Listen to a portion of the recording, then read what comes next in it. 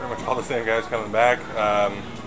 You don't just go out there to kind of do stuff, and everyone's motivated to get better, and I think that starts with Pat especially. I mean, you think first year starting, second year in the league, 55,000 MVP, basically every award that they've created for best athlete, and he's out there more critical on himself than anybody, and that sets the tempo for the rest of the offense and for us also trying to get better. And a lot of guys got accolades, and it's funny. I think there's somewhat of a perception that if a guy signs a big deal or a guy gets this award or whatever, that I'm set, I got it. But I think it actually motivates you more because now people have those expectations of you, and anything less than what you did the year before is going to pale in comparison. And so that always keeps you pushing, and so you're not just out there going through the motions, and you're really pushing to get better. And I think that's the mindset of really everyone across the offense. And so when you got all those different guys motivated to do better, I think that's what will lead to the production this year on the field.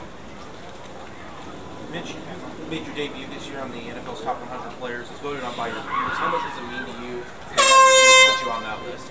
Yeah, it's awesome. I had no expectation of that. I honestly didn't know it was even starting, but it's really cool. I mean, it kind of blew my mind that I was part of that, and I'm very grateful to everyone that voted for me. And another one of those things. I mean, any award that you get, I mean, some guys will tell you it doesn't really mean much, but I think everyone wants to be recognized as being a good player or being the best of your position or any of those things. So when those come in, it's just it's really awesome. And like I said, I mean, I'm just grateful to the guys that put me on that list.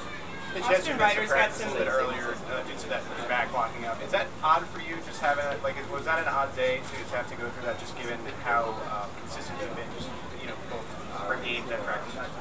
Yeah, I mean, I don't know. It might have been the first training camp practice I've ever missed, so really just missed that one and then was back, and so it was nothing too bad. And I went through 3 pad of the last stretch and then one today, so everything's feeling good. And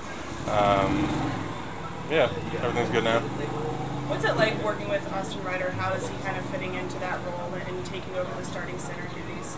Yeah, he's doing a good job. I mean, we saw that last year. He had to spell Mitch for a bit, and he came in and played well. Obviously, he was able to sign a little deal there, and so the team thought well of him and liked what they saw coming into this year. And so he's doing a good job out there. He's getting us going in the right direction. We put a lot of that on the center, and he's got to make sure he's studying up. And as you guys know, I mean, our offense, we run a lot of stuff, so there's a lot of variations of things and a lot of formations and motions and shifts and all that. So he's got to take that into account just as much as the skill guys, which can be tough, when you're already vertically challenged and you're sitting over the ball and trying to see through people. So yeah, doing a really good job and putting us in the right direction. And he's also, I mean, I made the joke, but I mean, he does have really good leverage and he uses it well, and he understands how to play. And I think that's what we saw last year. Physically he can go out there and throw some guys around and move the ball and get us those lanes. With you guys installing so many plays per day, how much of the discussion on the offense has been tempo, particularly for the offensive line, to get from one play to the next? How much can that be used later on in the regular season? Yeah, I mean, I think every coach has a different philosophy on that. Some coaches don't like it. You end up having to either have an abbreviated playbook or shortened play calls, and some more learning, more wording. Some coaches obviously really like it. I've been with the coordinator that just basically there's a number for a formation and one word and told everybody what to do, and you're able to utilize that at times. But I think from the offensive line perspective, our thing is wanting to put the pressure on the defense, and so breaking the huddle, getting set fast, forcing them to declare. Those are the things that we pride ourselves in, and so I think that does have kind of a little bit of a trickle-down effect where if the skill guys see us, getting hustled, they'll get to their spots. And also with all the shifts and the motions and stuff that we do, I mean, those guys, they got, I feel like, way more to figure out, which personnel grouping it is, and then, it could be the same 3 receivers, but 3 different personnel groupings, and they got to figure out which spot they're in and which formation, which bunch, which motion, all that stuff. So if we're able to get up, get set, that can give them more time to do that. And we don't want any illegal motion penalties, so we don't want to be moving when they're moving on the ball snap, because we'll get the flag for that. So I think everything is processing the information, doing it quickly, and then as much as you can. When you're on the field, you want to make everything as game-like as possible. Is that a detail that Andy has honed in on that maybe previously you weren't necessarily having that come from the coach? No, I think that's always been something. You know, for the O-line, you know, there's only a few things that we can do to, you know, help the team from the perspective of not during the actual play. You know, one of them is getting to the huddle, making a good huddle. You know, they're communicating down and distance and making sure everyone knows the down and distance, and then breaking the huddle and getting up the line and getting set. And so, you know, for the pre-snap and post-snap, you know, idea there, you know, I think you can see it when guys are tired and everyone's kind of slouching back to the huddle and you're walking up to the line. It just doesn't look presentable. It doesn't look confident. It doesn't look like you're there to, you know, take care of business. And so, you know, even if it's something where you're just doing it to fake it, you know, it still has the appearance of something that you want to present. And so, yeah, I think it's something that we always pride ourselves on. It's easy to forget about during camp with, you know, long 3-hour practices against the same guys every day. But like I said, I mean, there's only a couple things that we can really control to kind of make the team, you know, move a little faster, move a little better.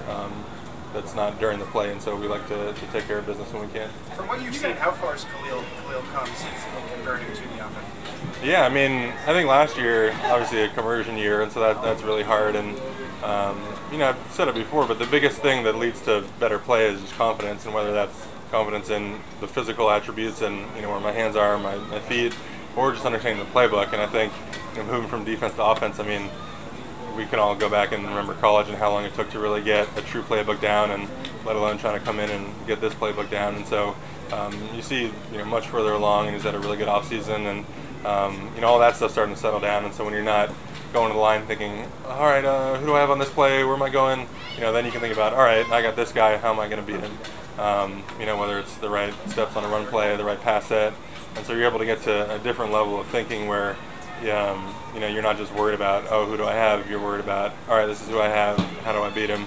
And that just leads to more confidence across the board. And, you know, confidence is 98% of the blocks you make. I mean, you know, a lot of the times if the O-lineman's in a good position, he's using the right technique, his body's in the right position, he's not going to lose. It's typically, you know, times where you're not doing the right thing, your body's out of whack, you're just not trusting yourself. Mitch, what does the first game do for a veteran? You know, this is valuation time for a lot of players. That doesn't really affect you as much. So how do you use this first game when all the players are being looked at and it's kind of a different thing than, you know, performance? Do you do something to test yourself, or how do you use the first game?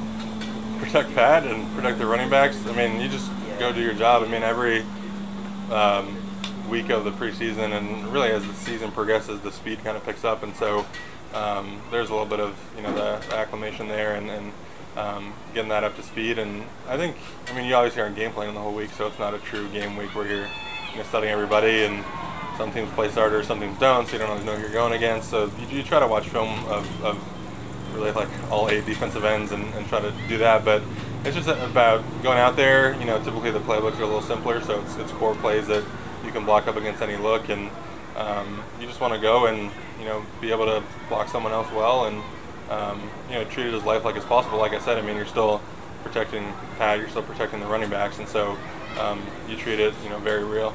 You got to play alongside Andrew last year quite a bit. What kind of guy is he just like to have both on the field and off? He's awesome. He's really fun. You know, I think on the field you can see, you know, the confidence and, you know, the swag he brings, and you know, playing through the whistle, and, you know, finishing, and, you know, all those things that you know, you really like to see in an offensive lineman, and, you know, in the guards in particular. And so yeah, he's awesome, you know, to play with. You know, he's you know, a guy who's always looking to help you, you know, always looking after the defensive end. The guys coming inside looking to take a shot. You know, he's trying not to, you know, hang you out on double teams, want to make sure that, you know, doing all that's right. So on the field, awesome. And then, you know, off the field, I think guys across the board are really great this year, and you know, play a little more golf as an O-line than usual this offseason. And you know, just really there's no, you know, bad seed, there's no guy that doesn't fit in. I think it's a really cohesive group, and we all have a lot of fun together, and, you know, Andrew's a big part of that.